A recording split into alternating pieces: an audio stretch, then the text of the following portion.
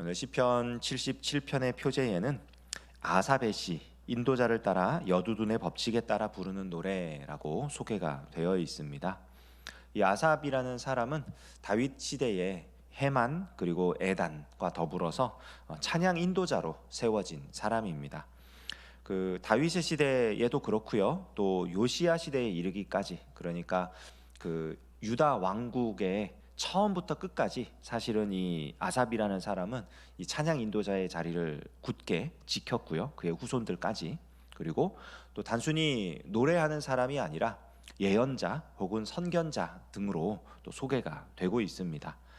바벨론에서 돌아올 때에도 이 사람들이 성전에서 노래하는 자들로 예루살렘에 정착했다는 기록이 에스라에 나와 있고, 또 느헤미야 시대에는 레위인들을 감독하고 나팔을 부는 직무를 감당하는, 그러니까 다윗에 의해 세워진 이후로 그의 후손들이 그 끝까지 그 세워진 자리를 지켰던 그런 찬양 인도자로 우리가 이해할 수 있겠습니다.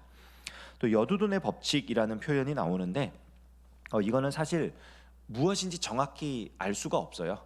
그런데 이제 많은 사람들이 얘기하기를 이제 여두둔이라는 사람이 그 만들어 놓은 어떤 법칙, 그러니까 그 뭐 음률이라든지 뭐 음정이라든지 박자라든지 그러니까 그런 거에 따라서 이 아삽이 여기에 이제 곡조를 붙인, 그래서 뭐 시편 77편의 표제를 우리식으로 이제 바꿔서 말하자면 아삽 작사, 여두둔 작곡, 뭐 이렇게 이제 생각할 수 있는 그런 표제입니다. 저번에도 말씀드렸던 것 같은데 이 구약 성경, 특히 이제 시편을 기록한 사람들이 사용하는 그런 음악적인 용어나 혹은 그런 곡조들을 우리가 참 알면은 참 더 의미 있게 그 다가올 수 있을 것 같은데, 그런 곡조를 잘 알지 못하기에 이 내용만을, 이 작사 그러니까 시의 이 기록된 내용만을 살펴보는 게 참 아쉬운데 뭐 어쩔 수가 없습니다. 저희가 다 알 수가 없으니까. 그리고 또 하나 이제 그 본문 중에 보면 괄호 안에 셀라라는 표현이 나오잖아요. 아삽의 시만이 아니라 그 시편의 한 5분의 1 정도에 나오는데, 그 셀라라는 표현도 많은 학자들이 이제 음악적 용어라고 생각을 합니다. 그래서 뭐 어떤 사람은 이거를 뭐 옥타브를 바꾸는 그런 이제 그 용어로 생각하기도 하고, 또 어떤 사람은 그 이제 간주 부분 있죠. 그 노래하다가 딱 멈추고 간주를 하는 그거를 말하는 거다라는 사람도 있고, 또 어떤 사람은 그 노래의 어떤 주체가 바뀌는, 그러니까 만약에 예를 들어서 앞쪽은 남성 중창이었 남성이 부르다가 셀라가 나오고 나면 뭐 여성이 부른다든지 하는 식의 어떤 노래하는 주체가 바뀌는 거 아니냐 뭐 등등 많은 학자들이 추정을 해요. 근데 왜 그렇게 추정을 하냐면 정확한 의미를 모르기 때문입니다. 한글 성경에 셀라가 괄호 안에 들어가 있는 이유는 그 어떤 그 구약 성경의 원본이 없잖아요. 사본을 가지고서 비교를 해가지고 이렇게 그 만들어낸 거다 보니까 어떤 사본에는 셀라라는 표현이 있고 또 어떤 사본에는 셀라라는 표현이 없고 하다 보니까 한글 성경은 그냥 괄호 안에 셀라를 넣은 거예요. 어떤 사본에는 있고 어떤 사본에는 없다. 그래서 이제 성경을 읽을 때 사실은 이건 읽어도 되고 안 읽어도 됩니다. 그러니까 어떤 분들은 읽고 어떤 분들은 읽지 않는데 각자의 생각에 따라 읽을 수도 있고 안 읽을 수도 있는 거예요. 혹시 이제 요것 때문에 이거 꼭 읽어야 되는데 혹은 이거 안 읽어야 되는데 요런 뭐 이렇게 그 생각까지는 괜찮은데 이거 가지고 이제 뭐 다툼이나 혹은 뭐 요런 거는 의미가 없는 거예요. 왜냐면 이 뜻 자체를 정확하게 우리가 알지 못하기 때문에. 네. 예, 뭐 음악적 용어 얘기하다가 셀라까지 나왔는데 어쨌든 자 이제 그래서 이 시편 77편을 보게 되면 우리가 이 곡을 모르니까 이 내용을 충실하게 살펴볼 수밖에 없거든요. 그래서 이 1절부터 20절까지 이 내용이 쭉 살펴보면 기도하는 내용이에요. 기도하는 내용입니다. 1절부터 3절까지 하나님께 기도했다 그래요. 특히 이제 어떤 기도냐? 내 음성으로 하나님께 부르짖는 기도. 그러니까 내가 정말 간절하게 기도하는 거예요. 뭐 통성기도 하는 거죠. 그러니까 남들의 기도에 의존하는 것도 아니고 다른 사람한테 기도해 주세요 이것도 아니고 내가 직접 부르짖는 거예요. 이거 2번이나 반복됩니다. 그러니까 얼마나 간절하게 기도하는 건지 얘기하고 있는 거죠. 그런데 이 기도를 하면서 하나님이 나를 위로하시고 하나님이 내 문제를 해결해 주시고 하나님이 역사하실 거야, 이런 중심을 가지고 다른 사람들이 야 좀 기도 좀 그만해, 이제 좀 살살 기도해도 돼 하는 것도 다 거절했다는 거예요. 그 정도로 나는 그냥 부르짖어야겠다 하는데, 부르짖다 보니까 3절에 보니까 희한한 표현이 나와요. 내가 하나님을 기억하고 불안하여 근심하니 내 심령이 상하도다. 부르짖었어요. 울부짖으면서 기도를 했어요. 그런데 갑자기 내 마음이 불안하고 근심하고 심령이 상하는 거예요.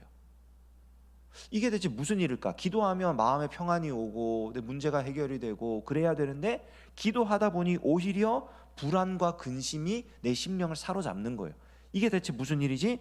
그리고 4절부터 9절까지의 내용을 봤더니 이 사람이 기도하는 가운데 5절에 내가 옛날 곧 지나간 세월을 생각하였사오며, 그러니까 지나간 일들이 쭉 생각이 나는 거예요. 그러니까 기도하다가 자기가 살아왔던 인생이 딱 생각이 나는데 갑자기 너무 서러운 거죠.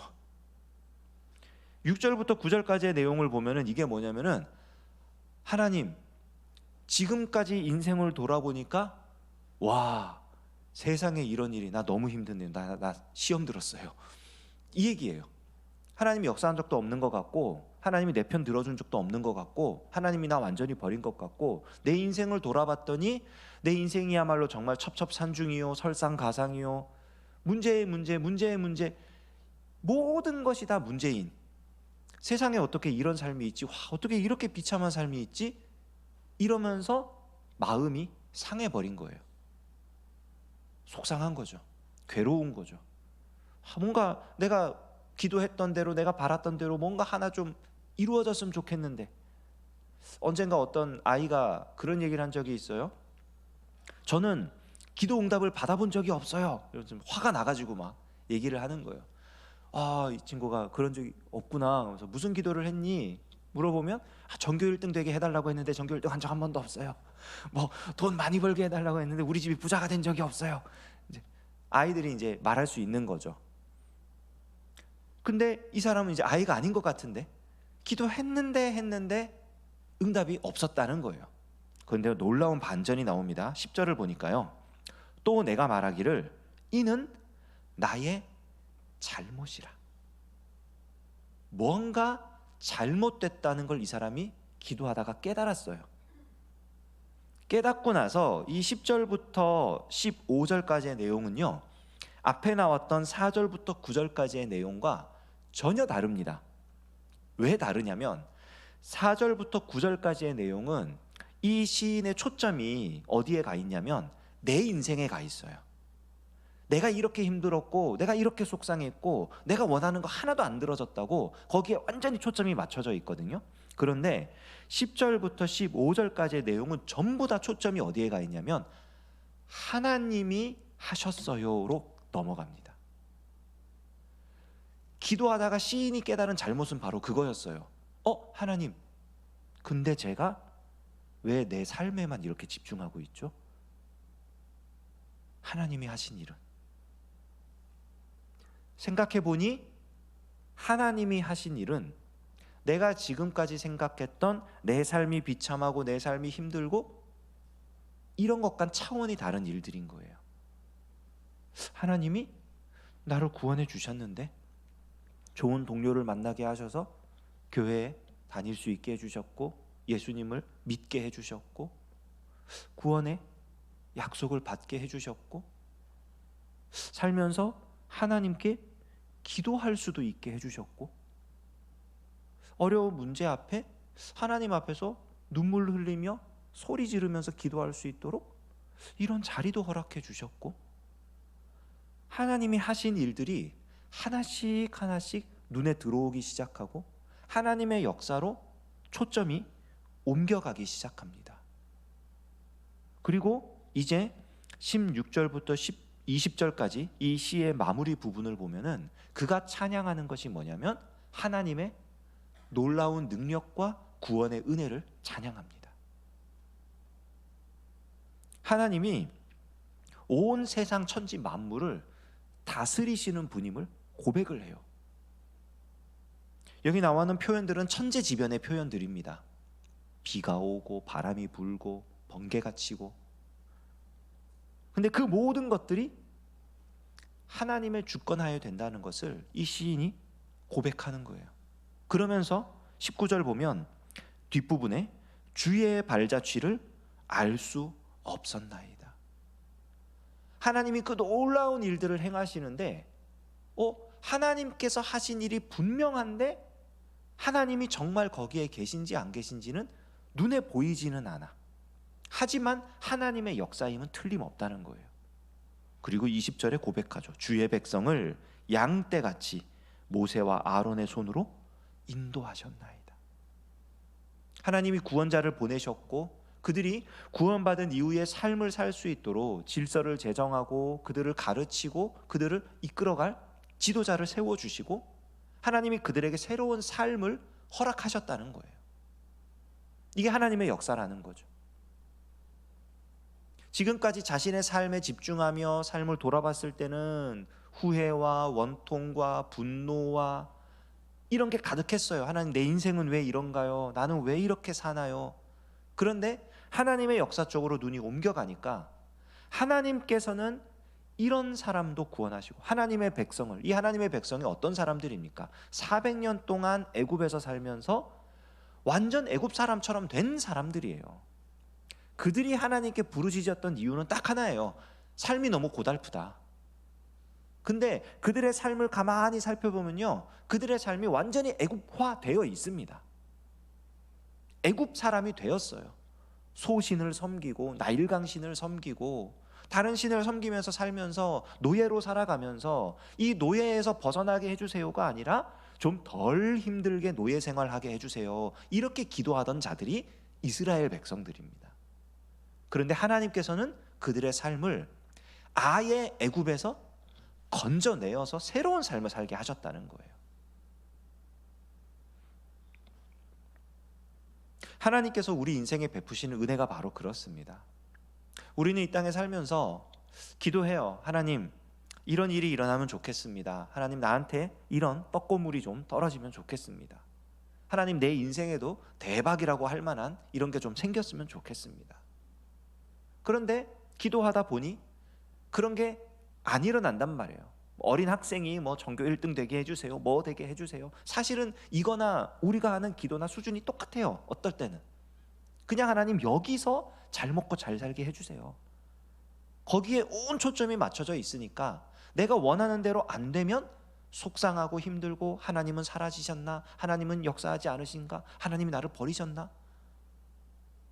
하지만 하나님께서는 우리에게 이 땅에서 잘 먹고 잘 살아라 정도가 아니라 아예 새로운 삶을 살라고 역사하시는 분이라는 겁니다.